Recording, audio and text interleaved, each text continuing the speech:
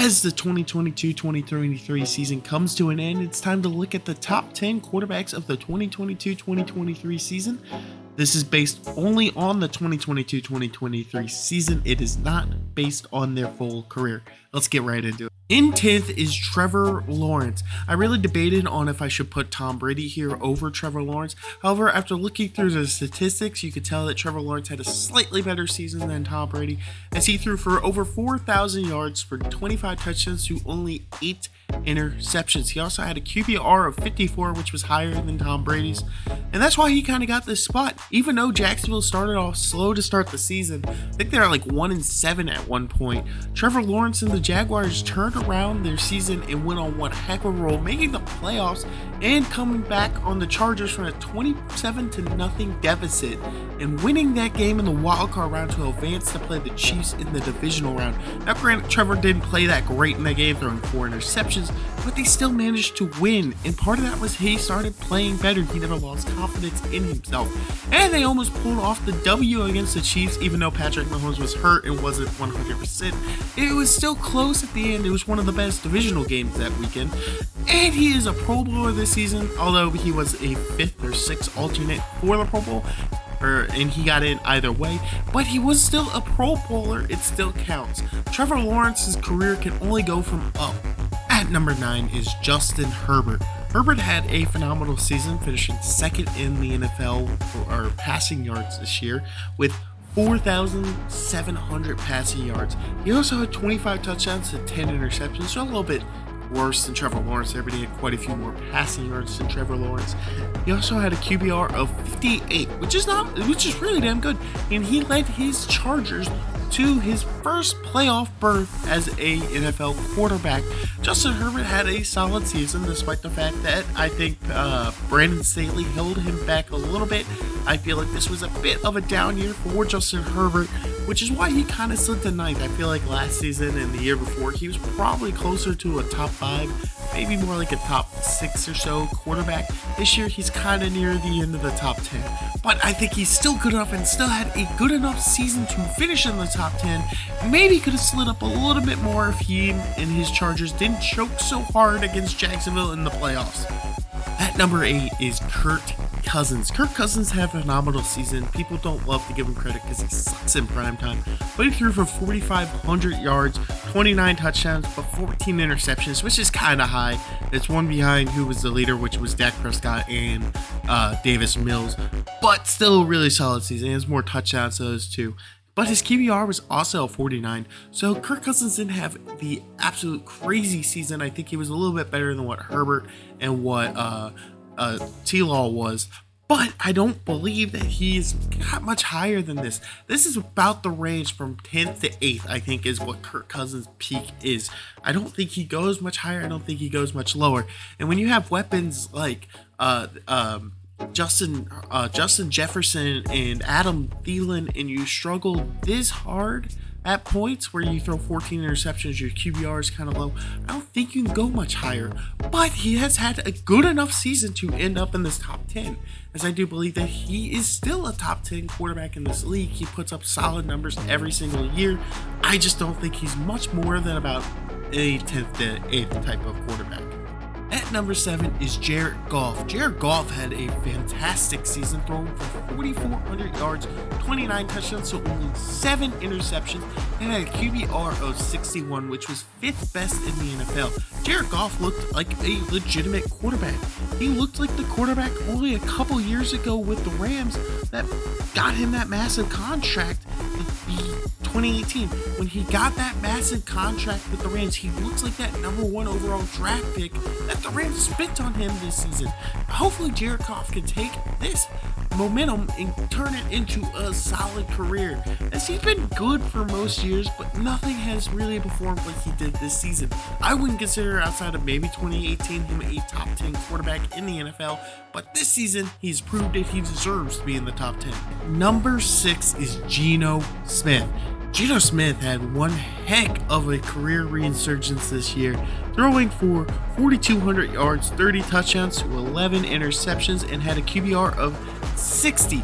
He also had the highest completion percentage at like 68.8 in the NFL this season. Geno Smith looked like a top-tier quarterback for the first time in a long time. And on top of that, he broke the Seahawks passing yard record held by Russell Wilson, which is a fantastic player. He wasn't so great this year, but is a fantastic player. Geno Smith might be the future of the Seahawks for the next couple of years at least. I believe they are planning on stick with him as they sign him long term, and I could see him growing to be even better. Pete Carroll has proven to be a top tier head coach with everything he's done with Geno Smith this season, and this spot for Geno Smith is very, very important for him because he has been just an absolute bust for most of his career until this season. At number 5 is Tua Tagovailoa. Tua had a fantastic season if concussion issues weren't in the mix, as I feel like he could have been in the top 3. He was an MVP-esque candidate before all the concussion issues. He still threw for 3,500 yards, 25 touchdowns, 8 interceptions, and had a QBR of 68, which was 3rd in the NFL. I think it was just behind like Patrick Mahomes and like Josh Allen or something like that. He had a fantastic season going, and it could have been even better if he didn't run into those concussion issues he had throughout the seasons, which makes you really wish that the Miami training staff treated him better and took care of him in the couple of times he got concussed instead of forcing him to play through those concussions. And I'm hoping that he's able to return 100% healthy next season and see what he could do with these fantastic receivers in Tyreek Hill and Jalen Waddle on his outside. I just hope that he returns healthy because he's still in concussion protocol and we're at the Pro Bowl at this point. But I think Tua deserves a spot. I think he is the 5th best quarterback this season in the NFL.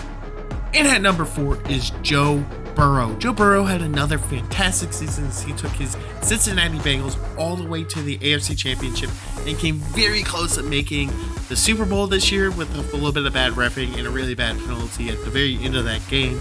But he still got very close. Joe Burrow is an MVP-esque candidate for years to come, I think. And I think he can continue to grow on this list as he threw for 4,400 yards this year, 35 touchdowns, 12 interceptions, a little high on the interceptions. I think he could be a legitimate MVP candidate, but he's got to bring those interceptions down to single digits. And he had a 58 QBR rating, which was 10th best in the league. I think Joe Burrow can only go up from here. He is absolutely an amazing quarterback and a threat for years to come. And Cincinnati, as long as he's there, will always be a Super Bowl contender. All I can see is Joe Burrow going up this list for years to come.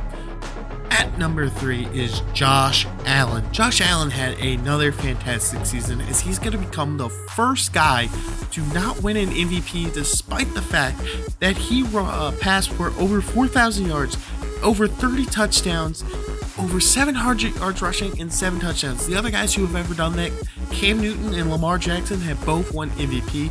He will not be winning it this year. He threw too many interceptions as he threw 14 interceptions, although he had the second highest QBR with a 71 QBR. I mean, that is absolutely phenomenal, and Josh Allen has had one hell of a season, despite the fact people tried to make it seem like it wasn't that great as he floundered a little bit in the playoffs. But the problem with the Bills is their offense runs too heavily with Josh Allen and Stephon Diggs. It just isn't balanced enough, and I think Josh Allen is an MVP candidate, and I think if you're in the top 3, you have to be a top MVP candidate, and that's why he places at 3, one ahead of Burrow. Number 2 is Jalen Hurts. I know a lot of people think Jalen Hurts had the best season as a quarterback, but I think there's obviously one guy ahead of him. It's obviously my personal opinion, but Jalen Hurts had a phenomenal season, throwing for 3,700 yards, rushing for 700 more yards, throwing for 22 touchdowns and 13 rushing touchdowns, throwing only 6 interceptions and had a QBR of 66, which was 4th in the NFL. Jalen Hurts had an MVP-esque season. I think he would win MVP if the guy ahead of him didn't exist.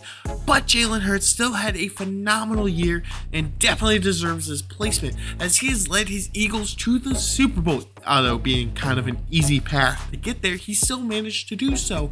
And I think that Jalen Hurts' career is only going to go up from here. I think Jalen Hurts can very easily be number one on this list in a year or two. I think he could have been number one this year on the list. On some people's opinion, he is number one. But I think that Patrick Mahomes just had a slightly better season. That's why Patrick Mahomes is number one, if you couldn't guess. But Jalen Hurts has still had an absolute amazing season. And at number one is Patrick Mahomes. I don't think there's much of an argument that Patrick Mahomes was the best quarterback in the NFL this year, as he was first in passing yards, first in touchdowns, and first in QBRs. He threw for over 5,000 yards, and the only quarterback to do so. 41 touchdowns, the only quarterback to throw more than 40 touchdowns, and had a 77 QBR rating, which is absolutely insane. Patrick Mahomes is clearly the best quarterback. He led his Chiefs to the Super Bowl on one ankle. I don't think there is much of an argument. If you take Patrick Mahomes off the Chiefs, they don't make the playoffs. They're not even close. You take Jalen Hurts off the Chiefs and build an offense around Gardner Minshew, I think they make the playoffs still. That team is good enough to make the playoffs with Gardner Minshew. But that is all I got for you guys today. If you guys enjoyed, please leave a like and I'll make more of these. Please comment and subscribe as well. See you in the next one.